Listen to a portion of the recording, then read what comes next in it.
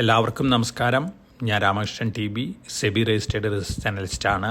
ഈ പോഡ്കാസ്റ്റ് കേട്ടതിന് ശേഷം ഡിസ്ക്ലെയിമർ കൂടി വായിച്ചു നോക്കണമെന്ന് താല്പര്യപ്പെടുന്നു. 2023 ഇന്ന് അവസാനിക്കുകയാണ്.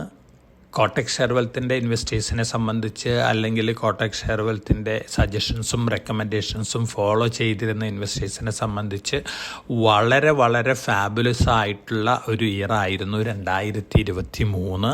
തീർച്ചയായിട്ടും എല്ലാ ഇൻവെസ്റ്റേഴ്സും നല്ല രീതിയിലുള്ള റിട്ടേൺ ആണ് ഈ റെക്കമെൻഡേഷൻസിൽ നിന്നും അതുപോലെ തന്നെ സജഷൻസിൽ നിന്നൊക്കെ നേടിയിട്ടുള്ളത് എന്നറിയാം. എല്ലാവർക്കും അഭിനന്ദനങ്ങൾ അർപ്പിക്കുകയാണ്. 2023 നമ്മുടെ റെക്കമെൻഡേഷൻസും സജഷൻസും ഫോളോ ചെയ്ത് റിട്ടേൺ ഉണ്ടാക്കിയിട്ടുള്ള എല്ലാ ഇൻവെസ്റ്റേഴ്സിനും അഭിനന്ദനങ്ങൾ അർപ്പിക്കുകയാണ്. ഇനി നമുക്ക് 2023 തിരിഞ്ഞു നോക്കിക്കഴിഞ്ഞാൽ 2023 നമ്മൾ ഗ്ലോബൽ മാർക്കറ്റുകളെ സംബന്ധിച്ച് ചൈനീസ് മാർക്കറ്റുകൾ മാറ്റി നിർത്തിയേക്കൂ. ചൈനീസ് മാർക്കറ്റുകൾ ഒഴികെ മറ്റെല്ലാ ഗ്ലോബൽ മാർക്കറ്റുകളിലും നല്ല രീതിയിലുള്ള വിലവർധനവാണ് എല്ലാ സ്റ്റോക്കുകളിലും ഉണ്ടായിട്ടുള്ളത്. പ്രത്യേകിച്ച് അമേരിക്കൻ സ്റ്റോക്ക് മാർക്കറ്റിലും അതുപോലെ തന്നെ യൂറോപ്യൻ സ്റ്റോക്ക് മാർക്കറ്റിലും ഇന്ത്യൻ സ്റ്റോക്ക് മാർക്കറ്റിലൊക്കെ ഫാബുലസ് ആയിട്ടുള്ള റിട്ടേൺസ് ആണ് ഇൻവെസ്റ്റേഴ്സിന് കിട്ടിയിട്ടുള്ളത്. അമേരിക്കയിലത്തെ നമ്മൾ index year to year comparison നോക്കുകയാണെങ്കിൽ ഡൗ ജോൺസ് ഇൻഡെക്സ് റെക്കോർഡ് ഹൈയിലാണ് ട്രേഡിംഗ് നടക്കുന്നത്. ഇപ്പോൾ ഇയർ ടു ഇയർ ഗെയിൻ 13.7%. അതുപോലെ തന്നെ Nasdaq 43.4% year to year gain നേടിയിട്ടുള്ളത്. S&P 500 index 24% year to year gain നേടിയിട്ടുള്ളത്. തീർച്ചയായിട്ടും S&P 500 ഓൾമോസ്റ്റ് റെക്കോർഡ് ഹൈനടുത്താണ് ട്രേഡ് ചെയ്യുന്നത്. ഇനി നമ്മൾ യൂറോപ്പ് നോക്കുകയാണെങ്കിൽ യൂറോപ്പ് ഓവറോൾ നോക്കുകയാണെങ്കിൽ 13% ഗെയിൻ ഉണ്ട് യൂറോപ്യൻ സ്റ്റോക്ക് മാർക്കറ്റുകളിൽ. പ്രത്യേകിച്ച് ഇറ്റലിയിൽ നോക്കുകയാണെങ്കിൽ 28% ഗെയിനാണ്. അതുപോലെ തന്നെ സ്പെയിനിൽ 23% ഗെയിൻ, ജർമ്മനിയിൽ 20% ഗെയിൻ, അതുപോലെ തന്നെ ഫ്രാൻസിൽ 17% ഗെയിൻ. ഇങ്ങനെയൊക്കെയാണ് യൂറോപ്യൻ മാർക്കറ്റിലെ സിറ്റുവേഷൻ. അപ്പോൾ യൂറോപ്പിലും അമേരിക്കയിലൊക്കെ ഓൾമോസ്റ്റ് എല്ലാ സ്റ്റോക്ക് മാർക്കറ്റുകളിലും നല്ല റിട്ടേൺ ആണ് ഇൻവെസ്റ്റേഴ്സിന് കിട്ടിയിട്ടുള്ളത്. ഇനി നമ്മൾ ഇന്ത്യൻ സ്റ്റോക്ക് മാർക്കറ്റ് നോക്കുകയാണെങ്കിൽ നമ്മളും റെക്കോർഡ് ഹൈയിലാണ് ട്രേഡ് ചെയ്യുന്നത്. ഫാബുലസ് റിട്ടേൺ ആണ് നമ്മുടെ അവിടുത്തെ ഇൻവെസ്റ്റേഴ്സിനും കിട്ടിയിട്ടുള്ളത്. സെൻസെക്സ് നോക്കുകയാണെങ്കിൽ 18.7% ഇയർ ടു ഇയർ ഗെയിൻ രേഖപ്പെടുത്തിയിട്ടുള്ളത്. നിഫ്റ്റി ആണെങ്കിൽ 20% ഇയർ ടു ഇയർ ഗെയിൻ രേഖപ്പെടുത്തിയിട്ടുള്ളത്. ഇനി നമ്മൾ നിഫ്റ്റി മിഡ് ക്യാപ്പ് ഇൻഡെക്സ് നോക്കുകയാണെങ്കിൽ 43.7% ഗെയിൻ ഉണ്ടാക്കിയിട്ടുണ്ട്. അതുപോലെ തന്നെ സ്മോൾ ക്യാപ്പ് ആണെങ്കിൽ 48.1% ഗെയിൻ ഉണ്ടാക്കിയിട്ടുണ്ട്. തീർച്ചയായിട്ടും വളരെ ഫാബുലസ് റിട്ടേൺ ആണ് നമ്മുടെ ഇൻവെസ്റ്റേഴ്സിനും കിട്ടിയിട്ടുള്ളത്. അതുകൊണ്ട് തന്നെ എല്ലാ ഇൻവെസ്റ്റേഴ്സും വളരെ ഹാപ്പിയാണ്. ഒപ്പം മ്യൂച്വൽ ഫണ്ട് ഇൻഫ്ലോ റെക്കോർഡ് ഹൈയിലേക്ക് വന്നുകൊണ്ടിരിക്കുന്നു. ഒപ്പം ഫോറിൻ പോർട്ട്ഫോളിയോ ഇൻവെസ്റ്റേഴ്സിൻ്റെ ഇൻഫ്ലോസും ഓൾ ടൈം റെക്കോർഡ് ഹൈയിലാണ് ഇപ്പോൾ എത്തി നിൽക്കുന്നത്. 2024 നമ്മൾ കൂടുതൽ ഇൻഫ്ലോ തന്നെയാണ് എക്സ്പെക്റ്റ് ചെയ്തുകൊണ്ടിരിക്കുന്നത്. തീർച്ചയായിട്ടും നമ്മൾ വളരെ ഫാബുലസ് ആയിട്ടുള്ളൊരു ഇയർ കടന്നുപോയി. ഇനി വരാൻ പോകുന്ന ഇയറും വളരെ ഫാബുലസ് ആയിരിക്കും എന്നുള്ള ഒരു എക്സ്പെക്റ്റേഷൻ തന്നെയാണ് ഉള്ളത്. ഇനി നമ്മൾ ഓവറോൾ ഒരു പ്രൈസ് ഇൻക്രീസും പ്രൈസ് ഡിക്രീസൊക്കെ നോക്കുകയാണെങ്കിൽ കൊക്കോ ആണ് കഴിഞ്ഞ വർഷം ഏറ്റവും കൂടുതൽ വില വർധനവ് രേഖപ്പെടുത്തിയിട്ടുള്ളൊരു കമോഡിറ്റി. 72.1% വില വർധനവ് രേഖപ്പെടുത്തിയത്. അതുകൊണ്ട് തന്നെ ചോക്ലേറ്റിൻ്റെ പ്രൈസിലൊക്കെ കുറച്ച് ഇൻക്രീസ് കാണാൻ ചാൻസസ് ഉണ്ട്. രണ്ടാമത്തെ കമോഡിറ്റി അയേൺ ഓറാണ്. 54.4% അയേൺ ഓറിൻ്റെ പ്രൈസിൽ വില വർധന ഉണ്ടായിട്ടുള്ളത്. ഇതിന് പ്രധാനപ്പെട്ട കാരണം ചൈനീസ് ഗവൺമെൻറ് വലിയ രീതിയിൽ സ്റ്റിമുലസ് അനൗൺസ് ചെയ്യും. കൺസ്ട്രക്ഷൻ രംഗത്ത് വലിയ മുന്നേറ്റം വീണ്ടും ഉണ്ടാകും. അങ്ങനെ വരികയാണെങ്കിൽ സ്റ്റീലിന് വലിയ ഡിമാൻഡ് ആയിരിക്കും. ഇപ്പോൾ സ്റ്റീലിൽ ഉപയോഗിക്കുന്ന അയേൺ ഓറിനെ സംബന്ധിച്ചും വളരെയധികം പോസിറ്റീവായിട്ടുള്ള എക്സ്പെക്റ്റേഷനാണ്. മൂന്നാമത്തെ കമോഡിറ്റി റൈസാണ്. അപ്പോൾ അരിയുടെ വില ഇൻ്റർനാഷണൽ മാർക്കറ്റിൽ 43.4% കഴിഞ്ഞ വർഷം വർധനവ് രേഖപ്പെടുത്തിയിട്ടുള്ളത്. തീർച്ചയായിട്ടും ഇന്ത്യയിലെ സാധാരണക്കാരായ ജനങ്ങളെ സംബന്ധിച്ചൊക്കെ സ്ലൈറ്റ്ലി നെഗറ്റീവ് ന്യൂസാണ് ഇത്. കാരണം റൈസ് ഫുഡ് ഇൻഫ്ലേഷൻ കൂട്ടുന്ന ഒരു കമോഡിറ്റിയാണ്. അതോടൊപ്പം തന്നെ അറബിക്ക, കോഫി, റബ്ബർ ഈ കമോഡിറ്റികളെല്ലാം തന്നെ 18-17% നിരക്കിൽ വില വർധനവ് രേഖപ്പെടുത്തിയിട്ടുണ്ട്.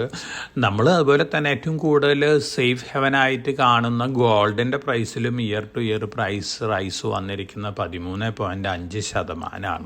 തീർച്ചയായിട്ടും ഈ കമോഡിറ്റികളൊക്കെ നല്ല രീതിയിൽ മുന്നേറിയിട്ടുള്ള കമോഡിറ്റികളാണ്. ഒപ്പം പല കമോഡിറ്റികളിലും പ്രൈസ് റിഡക്ഷൻ ഉണ്ടായിട്ടുണ്ട്. ഇപ്പോൾ നമ്മൾ നോക്കുകയാണെങ്കിൽ സ്റ്റീൽ പ്രൈസ് താഴെ വന്നിരിക്കുന്നത് വന്നിരിക്കുകയാണ്. അതുപോലെ അത് സിങ്ക് പ്രൈസ് താഴെ വന്നിരിക്കുകയാണ്. അലുമിനിയം പ്രൈസ് താഴെ വന്നിരിക്കുകയാണ്. ബ്രണ്ട് ക്രൂഡ് ഓയിൽ, ഇതാണ് ഏറ്റവും ഇമ്പോർട്ടൻറ്റ് കമ്മോഡിറ്റി നമ്മളെ സംബന്ധിച്ച്. 10% ബ്രണ്ട് ക്രൂഡ് ഓയിലിൻ്റെ പ്രൈസിലും ഇടിവ് വന്നിരിക്കുന്നത്. ഇത് നമ്മളെ സംബന്ധിച്ച് പോസിറ്റീവ് ആണ്. നമ്മളെ സംബന്ധിച്ച് സ്വല്പം നെഗറ്റീവ് എന്ന് പറയാവുന്നത് റൈസിൻ്റെ വിലയിലുണ്ടായിട്ടുള്ള വർധനവ് മാത്രമാണ്. മറ്റുള്ള കമ്മോഡിറ്റികളുടെ പ്രൈസ് ട്രെൻഡൊക്കെ നോക്കുകയാണെങ്കിൽ ഇന്ത്യനെ സംബന്ധിച്ച് വളരെ പോസിറ്റീവ് ആണ്. കാരണം നമ്മൾ ഏറ്റവും കൂടുതൽ കൺസ്യൂം ചെയ്യുന്ന, ഇമ്പോർട്ട് ചെയ്യുന്ന ക്രൂഡ് ഓയിലിൻ്റെ പ്രൈസിൽ വളരെയധികം വില ഇടിവ് വന്നിട്ടുണ്ട്. 10% ഇയർ ടു ഇയർ എന്ന് പറയുന്നത് വളരെ പോസിറ്റീവായിട്ടുള്ളൊരു ഘടകമാണ് ഇന്ത്യൻ ഇക്കണോമീനെ സംബന്ധിച്ച് നോക്കുമ്പോൾ.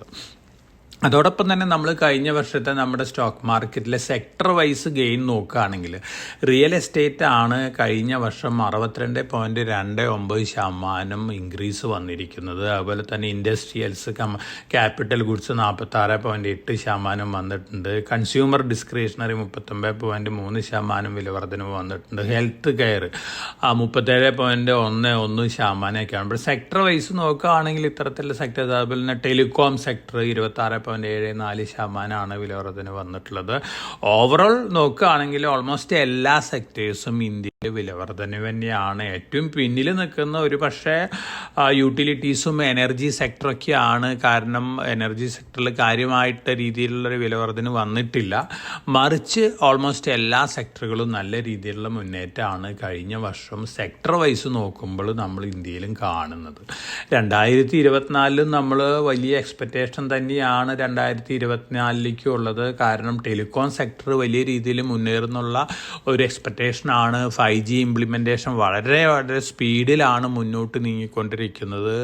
അതുപോലെ തന്നെ ധാരാളം റിഫോംസ് ഗവൺമെൻറ് ടെലികോം 2023 ബില്ല് അവതരിപ്പിച്ചിട്ടുണ്ട്. ധാരാളം റിഫോംസ് വരെയാണ്. സാറ്റലൈറ്റ് സ്പെക്ട്രം ഓൺ ആപ്ലിക്കേഷനായിട്ട് ഇഷ്യൂ ചെയ്യാൻ പോവുകയാണ്. 5G ഇംപ്ലിമെൻറ്റേഷൻ വലിയ രീതിയിൽ മുന്നേറുകയാണ്. അപ്പോൾ ടെലികോമിൽ വലിയൊരു കുതിച്ചുചാട്ടമാണ് നമ്മൾ 2024 എക്സ്പെക്റ്റ് ചെയ്യുന്നത്. അതോടൊപ്പം തന്നെ മറ്റ് പല സെക്ടേഴ്സും, പ്രത്യേകിച്ച് മെറ്റൽ സെക്ടർ കഴിഞ്ഞ വർഷം അണ്ടർ പെർഫോമർ ആയിരുന്നു. ഡിസംബറോട് കൂടിയാണ് മെറ്റൽ സ്റ്റോക്കുകളിലൊക്കെ ഒരു മുന്നേറ്റം കണ്ടു തുടങ്ങിയിട്ടുള്ളത്.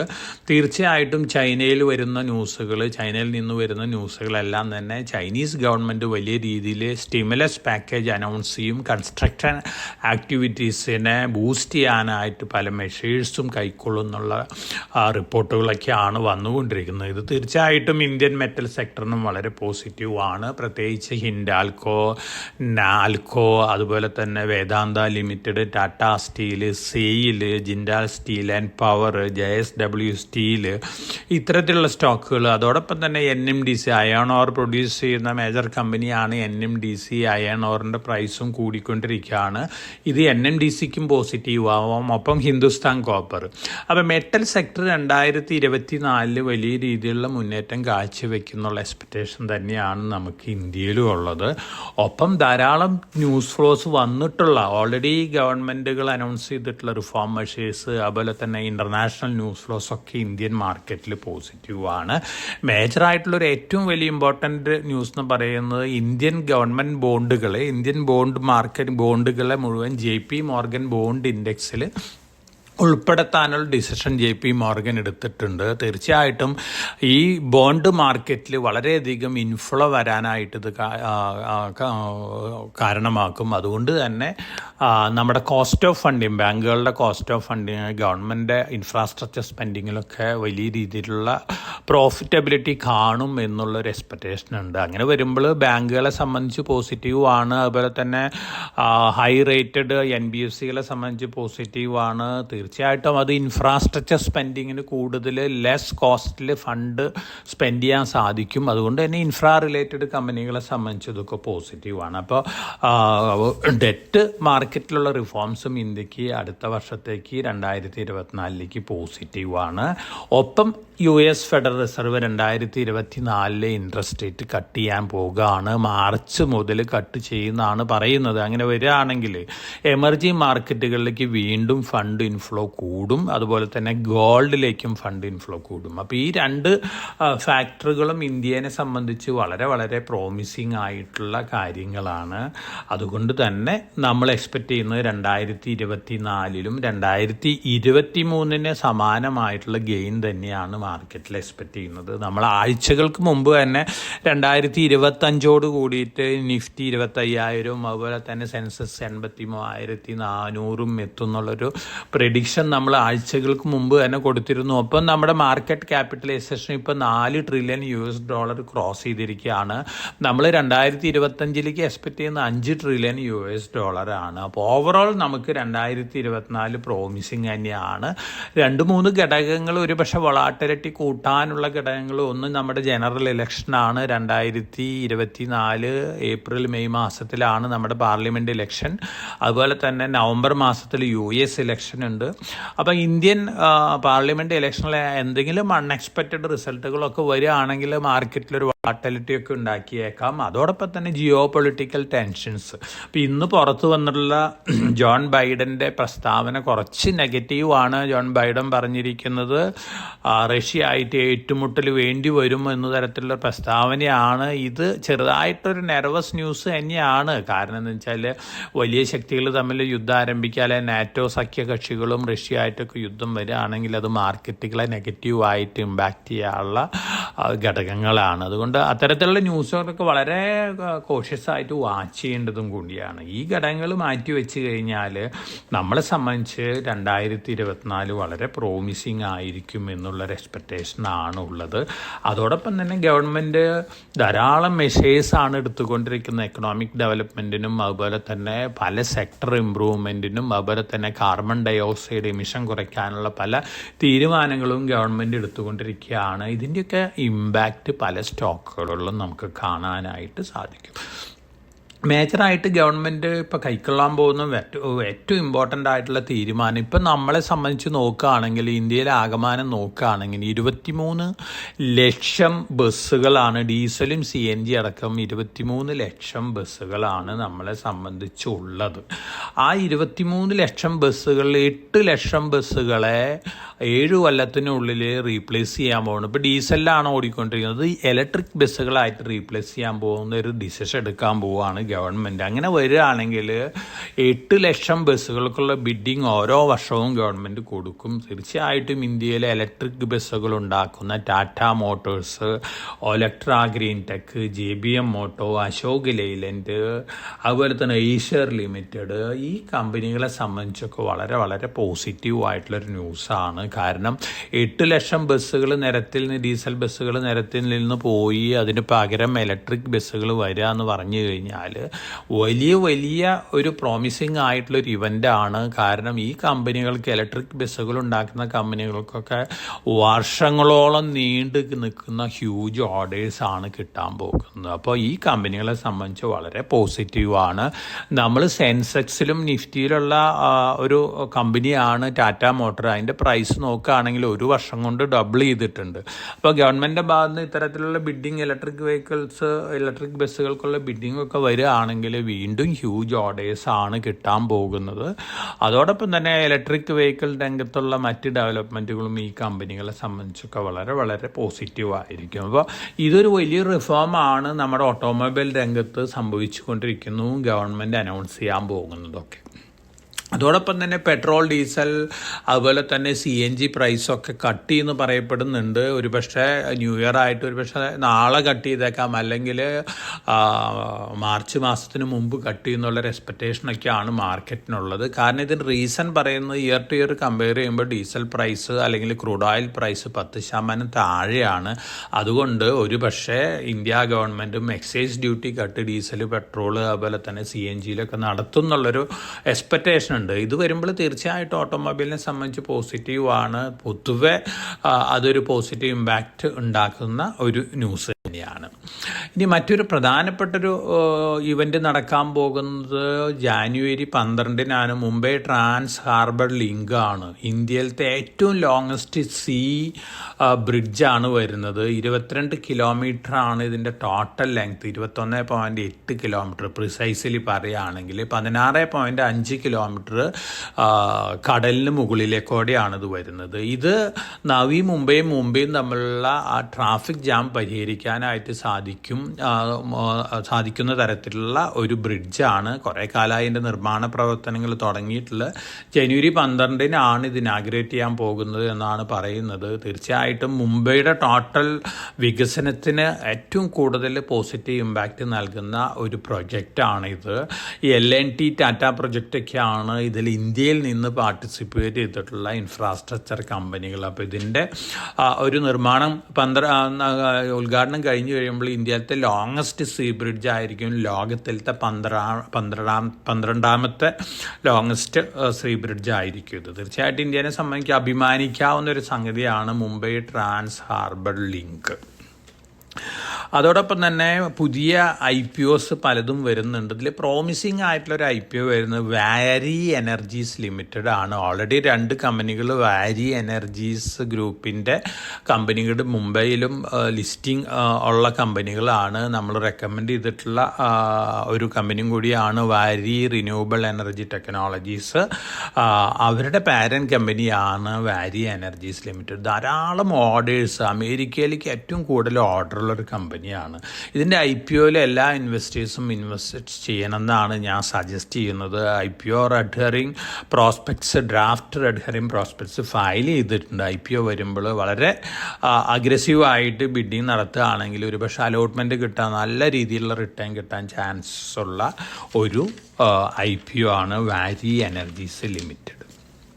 നമ്മളിനി റിയൽ എസ്റ്റേറ്റ് നോക്കുകയാണെങ്കിൽ കഴിഞ്ഞ വർഷം നമ്മൾ നേരത്തെ സൂചിപ്പിച്ച് ഏറ്റവും കൂടുതൽ റിട്ടേൺ കിട്ടിയിട്ടുള്ള സെക്ടറാണ്. പക്ഷേ ഗ്ലോബൽ സിറ്റുവേഷൻ നോക്കുകയാണെങ്കിൽ ചൈനയിൽ വലിയ കൊളാപ്സാണ് ഇപ്പോഴും റിയൽ എസ്റ്റേറ്റ് രംഗത്തുണ്ടായിക്കൊണ്ടിരിക്കുന്നത്. അപ്പം തന്നെ റിയൽ എസ്റ്റേറ്റ് മറ്റ് കൺട്രികളിലും ചെറുതായിട്ടുള്ളൊരു സ്ട്രെസ് ഫീലിംഗ് ഉണ്ടായിക്കൊണ്ടിരിക്കുന്നു എന്നുള്ള റിപ്പോർട്ട് വരുന്നുണ്ട്. South Korea, Indonesia, Hong Kong, Vietnam ഇവിടെയൊക്കെ ചെറുതായിട്ട് പ്രൈസ് ഇടിവ് രേഖപ്പെടുത്തിക്കൊണ്ടിരിക്കുന്നു, അല്ലെങ്കിൽ ഡിമാൻഡ് കുറഞ്ഞുകൊണ്ടിരിക്കുന്ന റിപ്പോർട്ട് വരുന്നുണ്ട്.